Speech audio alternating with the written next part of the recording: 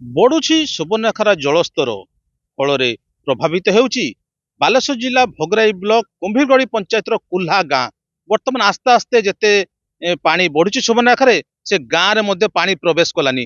ଆମେ ଅଛୁ ବର୍ତ୍ତମାନ କୁଲ୍ହା ଗାଁରେ ଦେଖିପାରୁଥିବେ ପୁରା ବାହ୍ୟ ଜଗତରୁ ବିଚ୍ଛିନ୍ନ ହେବାକୁ ଯାଉଛି ଏହି କୁଲ୍ହା ଗାଁ। ଏଥିରେ 250 ରୁ 300 ଲୋକ ବସବାସ କରନ୍ତି ଏବଂ ଯାତାୟାତ ପାଇଁ ଗୋଟିଏ ହିଁ ରାସ୍ତା, ଯାହା ଫଳରେ କି ବର୍ତ୍ତମାନଠୁ 3 ଫୁଟରୁ 4 ଫୁଟ ବର୍ତ୍ତମାନ ପାଣି ଆରମ୍ଭ ହେଲାନି।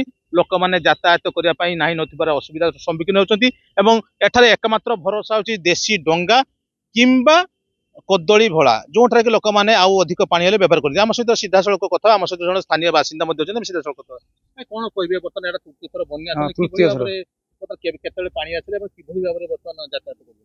ଯାତାୟାତର ପ୍ରବଳ ଅସୁବିଧା, ପାଣିରେ ପଶିକି ଯାହା ଦେଖୁଛନ୍ତି ଗାମଛା ପିନ୍ଧିକି ଯିବାକୁ ପଡୁଛି। ଆଉ କେତେବେଳେ ପାଣି ଆସିଲା? ଆସିଲା 2 ଦିନ ହବ, 2 ଦିନ ହବ ମାଡିକି ଅଛି ପାଣି। ଆହୁରି ପାଣି ବଢିବ କି? ପାଣି ବଢୁଛି, ବଢିବାର ଅଛି, ଆହୁରି ବଢିବ। ଏତେ ଯେତିକି ଅଛି ଆହୁରି ଫୁଟେ କାନ୍ତରେ ବଢିବ, 2 ଫୁଟ ବଢିବ। କାରି ଘରେ ପାଣି ପଶିଛି? ହଁ, ଘର ଯେଉଁମାନେ ନିଚା ଘର ସେମାନଙ୍କ ଘର ପାଣି ପଶିଛି। ଗୋରୁ ଗାଈ ନେଇ ସବୁ ଉଞ୍ଚା ସ୍ଥାନରେ ରଖୁଛନ୍ତି। ଏରকম ଅସୁବିଧା। ଆପଣ ଶୁଣୁଥିଲେ ଯେ ଭାଇ ଦେଖନ୍ତୁ, ଏଠି ଏଇ ଗାଁକୁ ଆସିବାକୁ ହେଲେ ଗାମୁଛା ଟିକେ ନିଶ୍ଚିତ ଦରକାର, କାରଣ ଗାମୁଛା ବିନା ଏଠାରେ ଯାତାୟାତ ଅସମ୍ଭବ। କାରଣ ଘରେ ମଧ୍ୟ ଆସ୍ତେ ଆସ୍ତେ ପାଣି ପ୍ରବେଶ କରୁଛି। ଯଦି ଆହୁରି ଅଧିକ ପାଣି ସୁବର୍ଣ୍ଣରେଖାରେ ହବ ତାହେଲେ ଗାଁଟା ସମ୍ପୂର୍ଣ୍ଣ ବାହ୍ୟ ଜଗତରୁ ବିଚ୍ଛିନ୍ନ ହବ। ଆମ ସହିତ ଆଉ ଜଣେ ମଧ୍ୟ ଗ୍ରାମବାସୀ ଅଛନ୍ତି, ଆମେ ସିଧାସଳଖ ମଧ୍ୟ ତାଙ୍କ ପାଖରୁ କଥା ହେଇଯିବା। କଣ କହିବେ ଆପଣଙ୍କର? କଣ କହିବେ, ଆଜି 20 ଦିନ ହେଲାଣି ପାଣିରେ ଆମେ ସବୁବେଳେ ଭାସି ରହିଛୁ। ଆଉ ଗାମୁଛା ଗୋଟେ ହେଲେ ଆମ ବନ୍ଧକୁ ଅଛି, ସ୍ତ୍ରୀ ଲୋକମାନେ ବାହାରି ପାରୁନାହାନ୍ତି। ଗୋରୁ ଛେଳି ପୁରା ସମସ୍ତେ ପରିବାର ସବୁ ଭୋଗୁଛନ୍ତି, ଆଉ ମାନେ ବାହାରକୁ ଆସି ପାରୁନାହାନ୍ତି।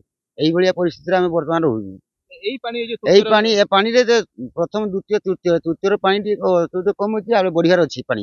ଆଉ ତ ଛାଡା ହେଇଛି 5ଟା, ସେଇଥିପାଇଁ ଆମକୁ ଅସୁବିଧା ହଉଛି।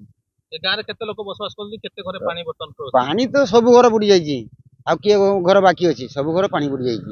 ସେଇଥିପାଇଁ ଖାଇବା ଯାଇପାର ଉଠୁନି, ଗ୍ୟାସ ଆଣିକି ହେଲା, ଗ୍ୟାସ ନ ମିଳିଲେ ସେଇଭଳିଆ ଚୁଡା ଫୁଡା ଖାଇକି ବସିତେ ହଉଛି। ଆଉ କଣ କରିବା? ନା, କିଛି ଚୁଡା ମିଳିଛି, ଆଉ କିଛି ନା, ଆଉ କିଛି ମିଳିନା। ଆପଣ ଶୁଣୁଥିଲେ ଯୋଉ ପାଣି ପ୍ରବେଶ କରୁଛି, ପାଣି ପ୍ରବେଶ କରିବା ଫଳରେ ଏଭଳି ଅବସ୍ଥା ଅଛି। ଦେଖନ୍ତୁ, ମୋ ସହଯୋଗୀକୁ ଚିତ୍ର ଦେଖିବା ପାଇଁ କହିବି କିଭଳି ଭାବରେ ଗାଁ ଦାଣ୍ଡରେ ବର୍ତ୍ତମାନ ପାଣି ପହଞ୍ଚି ଗଲାନି ଏବଂ ଯଦି ଆଉ ଟିକେ ପାଣି ଅଧିକ ହେବ ତାହେଲେ ଏହା ବାହ୍ୟ ଜଗତରୁ ବିଚ୍ଛିନ୍ନ ହେବ ଏବଂ ସ୍କୁଲ ଯେଉଁ ଅଛି ସ୍କୁଲ ମଧ୍ୟ ବର୍ତ୍ତମାନ ଆଜି ମଧ୍ୟ ବନ୍ଦ ହେଇଛି ଏବଂ ଆସନ୍ତା କାଲି ହବ କି ନା ତା ମଧ୍ୟ ସନ୍ଦେହ ରହିଛି। କାରଣ ଦେଖନ୍ତୁ, ପୁରା ବାହ୍ୟ ଜଗତରୁ ବିଚ୍ଛିନ୍ନ ହୋଇଛି କୁଲ୍ହା ଗାଁ କୁମ୍ଭୀରଗାଡି ପଞ୍ଚାୟତର ଲୋକମାନେ ନାହିଁ ନଥିବାର ଅସୁବିଧାର ସମ୍ମୁଖୀନ ହଉଛନ୍ତି ଏବଂ ଏହା ହେଉଛି ସୁବର୍ଣ୍ଣରେଖାର ତୃତୀୟ ବନ୍ୟା, ଯାହା ଫଳରେ ଲୋକମାନେ ନାହିଁ ନଥିବାର ଅସୁବିଧା ହେଉଛନ୍ତି। ବାଲେଶ୍ୱର ଜିଲ୍ଲା କୁମ୍ଭୀରଗଡି କୁଲ୍ହା ଗ୍ରାମରୁ ଅଜିତ କୁମାର ଦାସ, ଓଟିଭି।